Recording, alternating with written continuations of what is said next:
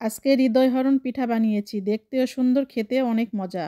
এখানে half KG দুধ নিয়েছি, সাদা এলাচের গুঁড়া দিয়ে দিলাম, স্বাদমতো লবণ, দিয়ে দিব ৩ কাপ ময়দা, দিয়ে ঢাকনা দিয়ে ঢেকে দিব ভালো হয়ে সিদ্ধ হওয়ার জন্য। সিদ্ধ হয়ে গেছে। উষ্ণ গরম থাকতে একটা ডিম ফেটিয়ে নিয়েছি, দিয়ে দিলাম, দিয়ে ভালো করে মেখে নিব। সামান্য ঘি দিয়ে আবারও মেখে নিব। একটা নরম ডো তৈরি করে নিয়েছি। পিঠার জন্য শিরা তৈরি করব। ২ কাপ পানি, ২ কাপ চিনি দিয়ে, একটা দারুচিনি, ২টা সাদা এলাচ দিয়ে শিরাটা তৈরি করে নিলাম। সামান্য আটার মিশ্রণ নিয়ে একটা রুটি তৈরি করে নিব। রুটি বানানো হয়ে গেছে। রুটির সাইডে একটু কেটে দিব।